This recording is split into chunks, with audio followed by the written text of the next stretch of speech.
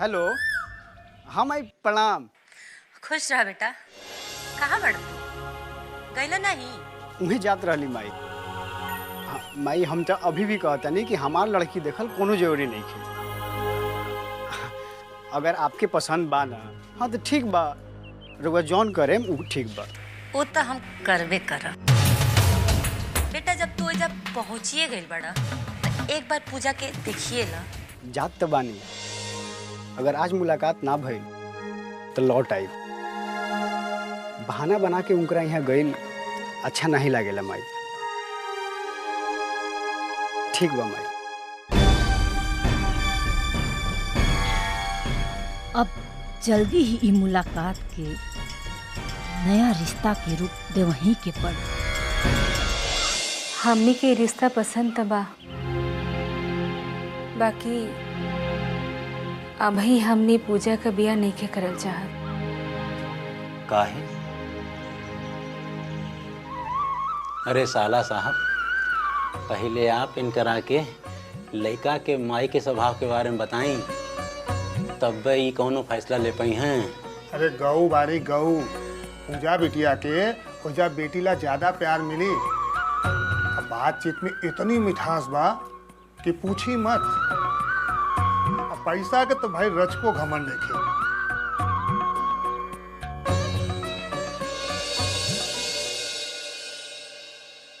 साला साहब, इनकर चेहरा देख के तो लागत है कि इनकरा के भी लड़का के माई के स्वभाव पसंद आ गई है। हमरा के लड़का पसंद बा, लड़का के घर खानदान पसंद बा। उ लोगन के भी पूजा बिटिया के फोटो पसंद आ गई बा। हमारी तरफ से तो पूजा बिटिया के रिश्ता पक्का समझे।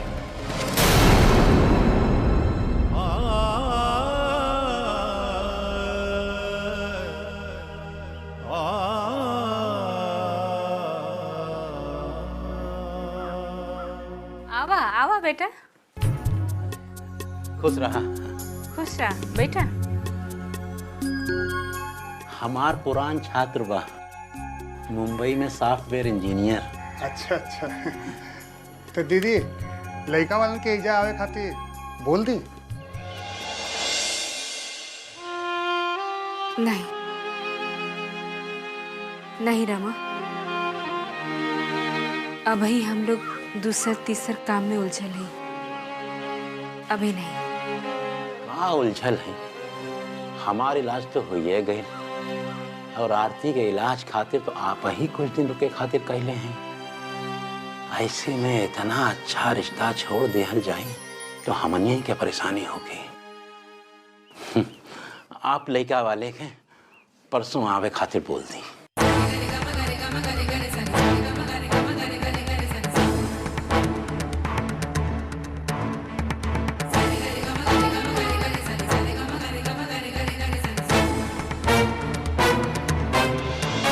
दीदी तो तू का कहता हूँ? रुका अभी। सुधाकर एजा आयल बा, ओकर सलाह नहीं ले ली तो बुरा मानी। हम अभी आवत ही।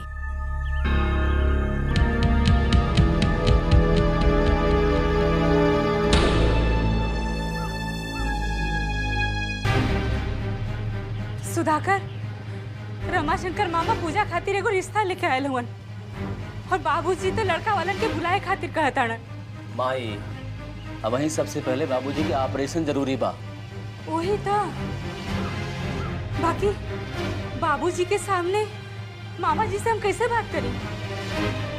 पूजा, तो बाबूजी के हमेशा दवा देवे लू ना। जा, जब बाबूजी के दवा देवे के बहाने से अंदर लिया आवा। माई, आप हो जाए और बाबूजी के अंदर अला के बाद उनकरा के सब कुछ अच्छा से समझा दे। ठीक बा बहू। जा पूजा।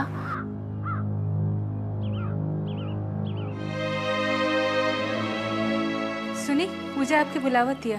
काहे? का बात है पूजा बेटा?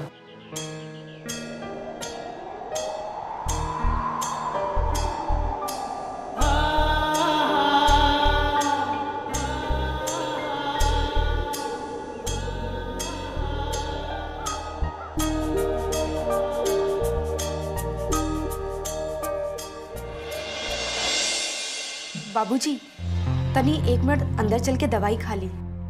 ठीक बा, थोड़ी देर में खा ले। नहीं बाबूजी, दवाई समय पे लिहल जरूरी है। चली जाई ना। ये आपके भांजी ना आपके दीदिया से भी ज्यादा जिद्दी बिया। जब ले दवाई खिला ना ले मानी ना। हम जरा दवाई खा के आवत ने। ठीक बा जीजा जी। तू बैठा बेटा।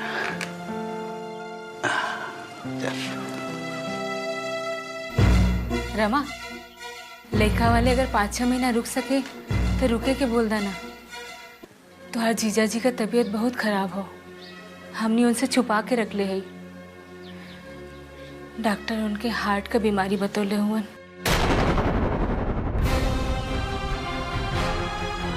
पूजा के ब्याह के पहले उनका ऑपरेशन कराए के पड़ी। डॉक्टर 4-5 महीने का समय दिले हुआ। 4 लाख का खर्चा आई।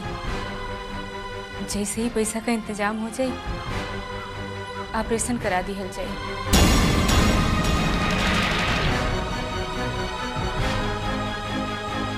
तू अभी लड़का वाले के रुके खातिर बोलता। ठीक बा दीदी, हम बात करत थे। हमरा के गाजीपुर कचहरी में कुछ काम बा, हम चलत थे। जीजा के बोल दिया। ठीक बा बबुआ। अच्छा दीदी। बेटा, तुहार गुरुजी के अपन बीमारी के बारे में कुछ नहीं मालूम बा। उनकरा के कुछ मत बतैया। ठीक बा। चलो थी माई, हम बाबूजी के ऑपरेशन खातिर पैसा के इंतजाम करे के भरसक कोशिश करो।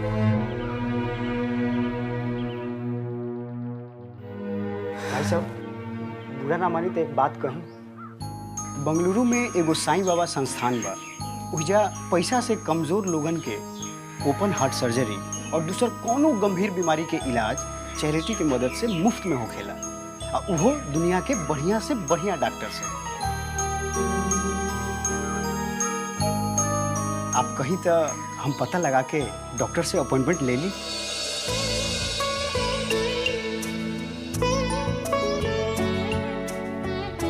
हम अपन इंजीनियरिंग की पढ़ाई वही जैसे कैले बानी। जान पहचान के काफी लोग बाड़ा, अगर जरूरत पड़ल तो हमहू साथे चलब। भाई साहब, सिर्फ हम पैसा बचावे खातिर नहीं कहा, वही बढ़िया से बढ़िया डॉक्टर से गुरुजी के इलाज हो जाए। ऐसा बात है तो पता लगाओ। सम्राट, ये हमार कार्ड, ये नंबर पे फोन कर दिए, फिर जैसन हो कि देखल जाए। अगर ऐसा हो जाए तो बहुत अच्छा होगी। हमार सब चिंता फिक्र दूर हो जाए। आप चिंता मत करिए, हम साथे रहब। ये ऑपरेशन जल्द से जल्द होगी।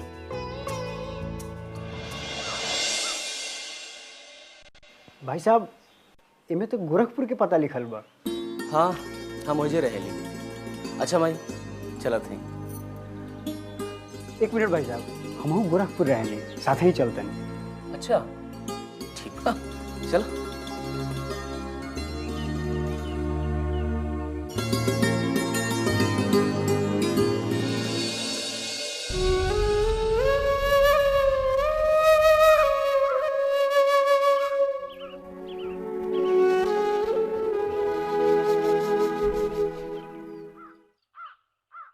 भौजी छोड़िए के, ये देखिए, ये हमार पहला कमाई है और यह पैसा से अब आपका इलाज हो। केहू के सामने हाथ गोड़ जोड़े के कोनो जरूरत नहीं है। भैया से कहीं कि शहर के कोनो अच्छे से अच्छे डॉक्टर से मुलाकात करके आपका इलाज करवाओ शुरू करें। नीलू, हमरा के बहुत खुशी बा कि तू कमाए लगल हो। हमरा के इहो बात के खुशी बा कि तू हमारे इलाज के लेके इतना चिंतित हो। पर नीलू, बच्चा लोग के पहला कमाई का पहला हक उनकरा माई बाप के होला। तू पैसा ले जाके बाबूजी के हाथ में दे दा, वो बहुत खुश हुई है। पर भौजी, आपके तो पता है ना कि बाबूजी ये पैसा के का करिए। ये पैसा के शराब पी जाइए। पैसे भी भौजी, ये पैसा हम आपके इलाज में लगावल चाहते हैं। बाबूजी के पिए खातिर ये पैसा नहीं है। नहीं नीलू, उनकरा के पता चली तो उनकर दिल बहुत दुखी हुई। तो उनकरा के समझा के पैसा दे दा, वो हमारे इलाज जरूर शुरू करा दी। हाँ, तो हर बात भी रह जाई और उनकर मान भी। पर भौजी नीलू, तू अपन भौजी के बहुत प्यार करेलू ना, तो जैसन कहत है वैसन करा।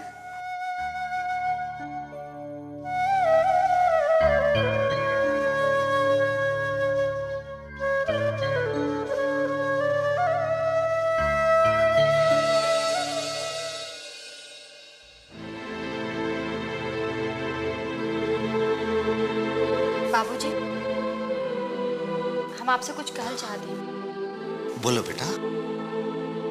बाबूजी, आज हमरा के अपने काम के पहला कमाई मिलल है, जौन हम आपके दिहल चाहते हैं। लेकिन आपके एगो वादा करे पड़ी, आप ये पैसे से शराब नहीं पिए, बल्कि भौजी के इलाज कराई। कहा कि हम भौजी के इलाज खातिर ही ट्यूशन पढ़ावत है। अरे हमरा आज अपन बेटी पर बहुत फख्र हो रहा बा। हम तोहर भौजी के इलाज कराइब, जरूर कराइब। हमें वादा करत थी बेटा। वाह रे हमार लायक औलाद, दिन भर घर का काम करी हम, अचार बेच के घर चलाई हम, और तुहार पहला कमाई पा तुहार बाबूजी का होके यही अलावा।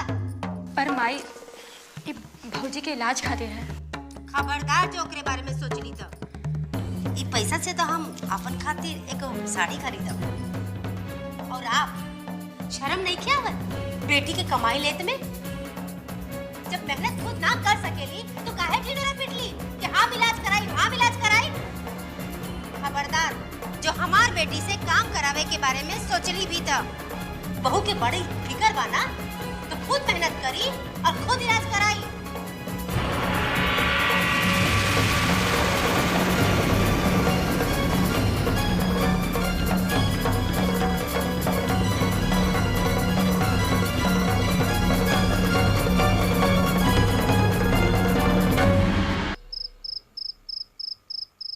जौना घर में जवान बेटी होखी ऊ घर के लोग रिश्ता के बात तो चलेबे करी न बेटा।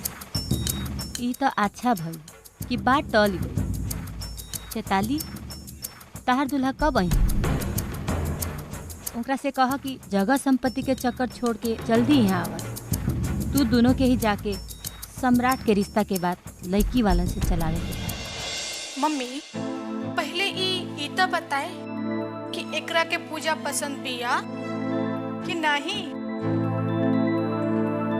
चेताली, तू ना एक बात सुन के तारा अबही ले पता ना चलल। दूसर जगह पूजा के रिश्ता के बात सुन के ही देख लू ना कितना चिंतित हो गए रहे। और अबही से ससुर भक्ति भी शुरू कर देले बा। माई, हमरा सचमुच बेटा बहुत खुशी बा। अगर तहार कोशिश से उनकर ऑपरेशन हो जात बा तो बहुत अच्छा बात बा। तू जितना जल्दी हो सके बेंगलोर जाके उनकर इलाज करावे के बात कर। ऐसे ओ घर में तहारा के सब केहू पसंद करे लगी। और एक बारी बढ़िया से मास्टर जी के ऑपरेशन हो जाई तो तहार रिश्ता के बात लेके तार दीदी और जिया जी के ओझा भेजा। ठीक रही नु? तू जैसा उचित समझ।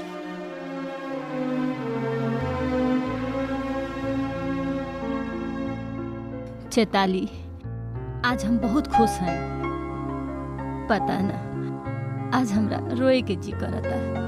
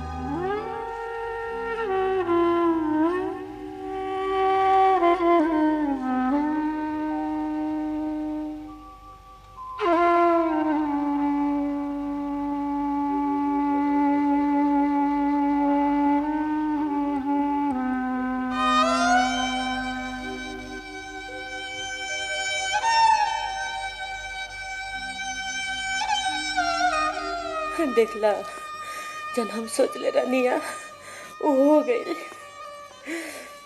आज तर आत्मा के जरूर शांति मिल रहा होगी। तार अंजाम के बता देवे के खुशी तो हो रहा बा, लेकिन तार कमी बहुत खल रहा बा हमार भाई। बहुत महसूस हो रहा बा तार कमी।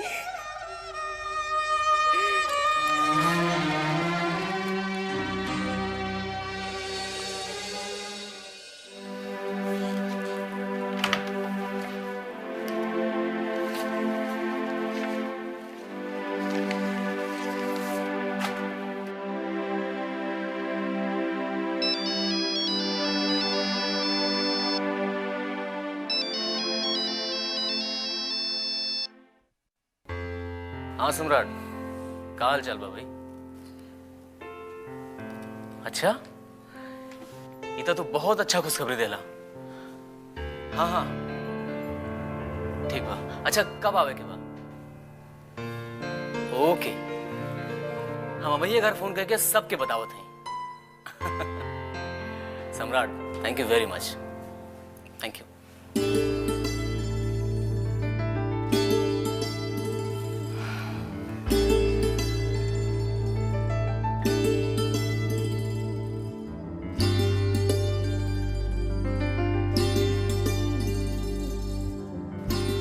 हेलो निशा, मैं बिल्कुल ठीक हूँ। अच्छा सुनो, अभी सम्राट का फोन आया था, कह रहा था कि उसने बेंगलोर में बाबूजी के इलाज का सारा इंतजाम कर लिया है। हाँ, अब किसी भी तरह से समझा बुझा कर बाबूजी को यहाँ गोरखपुर ले आओ। वो सब मुझे नहीं पता है, बस उनसे बीमारी और इलाज के बारे में कुछ भी मत कहना, ठीक है? हाँ हाँ, माँ और प्रभाकर को भी साथ में ले आओगे तो अच्छा रहेगा, ठीक है? चलो मैं भी फोन रखता हूँ, बाद में करता हूँ। ऑफिस में हूँ निशा मैं। हाँ बाय।